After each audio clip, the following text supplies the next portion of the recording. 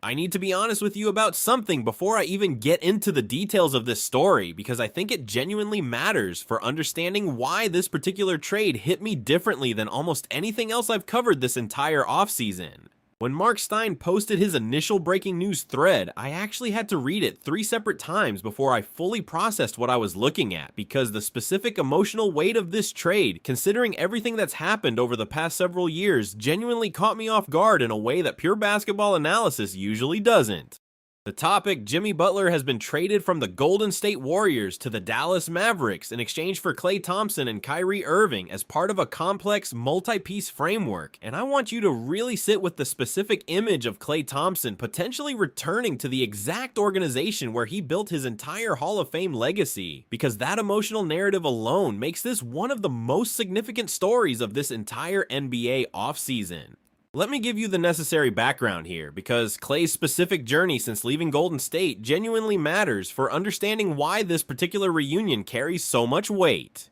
After spending his entire prime with the Warriors, becoming one of the greatest shooters in the history of this sport, and winning multiple championships as part of that historic dynasty, Klay eventually left for Dallas as part of a complicated sign-and-trade arrangement that many analysts, myself included, viewed at the time as a genuinely sad but understandable conclusion to his tenure with the only organization he'd ever known as a professional. Now, barely more than a year later, circumstances have shifted enough that he's reportedly on his way back to the exact place where his entire basketball identity was forged, and that specific narrative arc genuinely transcends typical trade analysis. Here's exactly how Stein delivered this report, and I want to walk through his specific language because the mechanics here reveal genuine complexity that deserves careful explanation.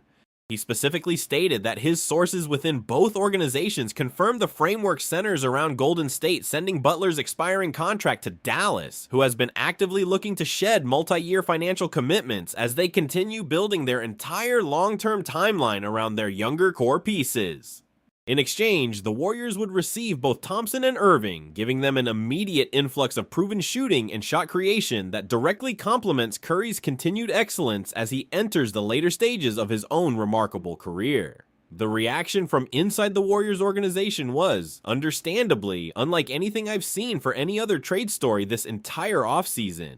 Multiple current Warriors players posted specifically about Thompson's return, with one veteran teammate who overlapped with Klay during his previous Golden State tenure sharing a message specifically referencing how much the current locker room culture still carries echoes of exactly the kind of professional standard and championship pedigree that Thompson helped establish during those historic dynasty years. That's not a generic welcome message. That's a teammate who genuinely understands the institutional and cultural significance of this specific homecoming beyond just the tactical basketball implications. Now here's the whiplash moment, because just months ago, most credible analysts had essentially concluded that Thompson's departure from Golden State represented a permanent clean break, the kind of ending that professional sports rarely reverses once a beloved veteran moves on to a genuinely new chapter elsewhere. Watching circumstances align this specifically, with Dallas's roster construction needs shifting dramatically, and Golden State suddenly possessing exactly the kind of expiring contract that facilitates this specific kind of transaction, genuinely demonstrates how unpredictable professional sports timelines can be.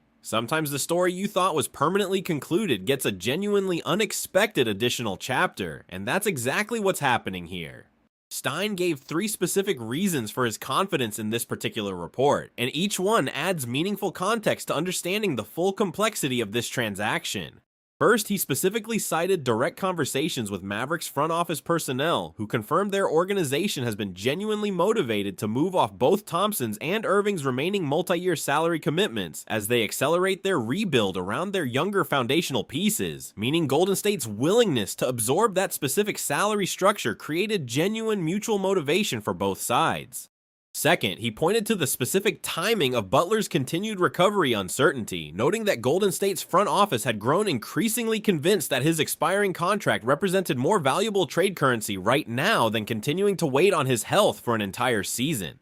Third, and this is genuinely the detail that struck me most, he mentioned that Thompson himself had reportedly expressed direct, specific interest in exploring exactly this kind of return once his representation became aware that Golden State might genuinely be open to reacquiring him, indicating this wasn't purely a front office initiative, but rather something Clay himself had actively pursued behind the scenes. Predictably, Stephen A. Smith brought his own genuine skepticism to this story once it hit the broader national conversation, and his specific critique here deserves real engagement given the complexity involved. He specifically questioned whether both Thompson and Irving, at their current respective career stages, genuinely provide enough two-way value to justify moving on from Butler's individual talent, even accounting for his significant injury, arguing that adding two aging veterans with their own respective health and consistency questions doesn't necessarily represent a clear talent upgrade over what Golden State previously had in place. The reasonable counter to that critique is that both Thompson and Irving provide exactly the kind of proven shooting and shot creation that immediately, tangibly complements Curry's continued excellence without requiring the kind of extended integration period that a completely unfamiliar acquisition would necessitate.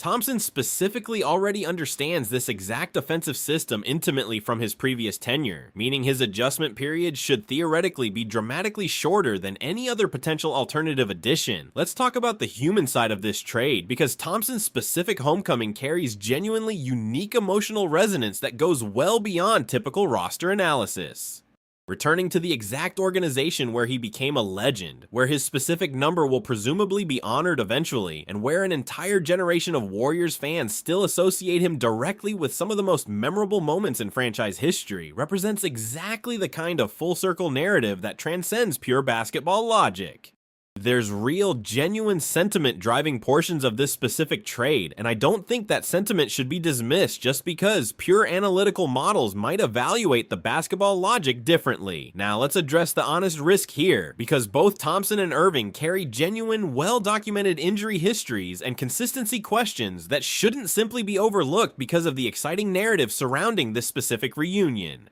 Thompson has dealt with significant injuries throughout recent seasons that have affected his explosiveness and defensive mobility, while Irving's own injury history and periodic availability concerns throughout his career represent genuine risk factors that Golden State's front office is knowingly accepting as part of this specific transaction. Let's also spend real time discussing what this move means for Dallas's broader organizational timeline going forward. Moving off both Thompson and Irving completes their transition toward building exclusively around their younger core, giving them significant additional financial flexibility precisely when their front office has clearly signaled their intention to reconstruct around a completely different timeline than what those two veterans originally represented when they joined the organization. Let's also address the calendar pressure specific to this trade, because with the regular season rapidly approaching, resolving Golden State's uncertain front court and back court depth through proven veterans who already understand championship-level basketball represents exactly the kind of decisive roster management that prevents wasted early season development time on unfamiliar personnel combinations.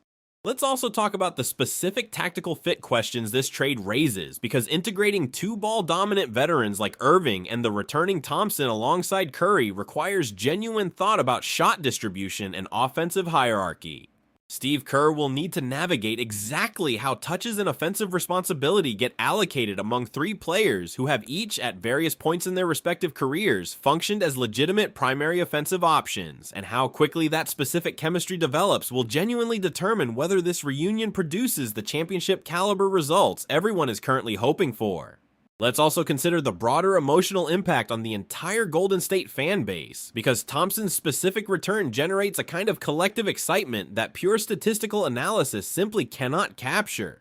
Longtime Warriors fans who watched him build his entire legacy during those historic championship years now get to witness a genuinely unexpected additional chapter to that story, and that emotional resonance alone has already generated enormous excitement across the entire fan base regardless of how the actual on-court results eventually play out. So let me bring this one home. The three core reasons Stein gave for his confidence in this reporting were: first, Dallas's genuine motivation to shed multi-year salary commitments as they rebuild around younger pieces. Second, Golden State's growing conviction that Butler's expiring contract represented more valuable trade currency than continuing to wait on his uncertain recovery. And third, confirmation that Thompson himself had actively pursued exploring this specific return. And the receipt validating all of this sits right there in that specific, emotionally resonant reaction from a current Warriors veteran who clearly understood exactly what cultural and competitive significance this reunion carries. Here's what I'm watching next as this story continues developing.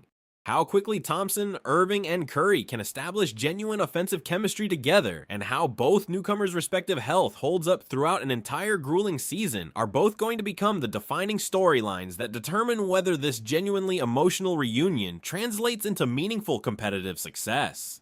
Do you think Klay Thompson's return to Golden State alongside Kyrie Irving gives the Warriors a legitimate championship-caliber core around Stephen Curry? Or do you think the combined injury history and defensive concerns of both newcomers make this move too risky despite the exciting narrative surrounding it? Drop your honest take in the comments below. Hit that like button if this breakdown helped you process this genuinely emotional homecoming story, and make sure you're subscribed because there's plenty more Warriors coverage coming your way as this season approaches. Take care, everybody. See you in the next video.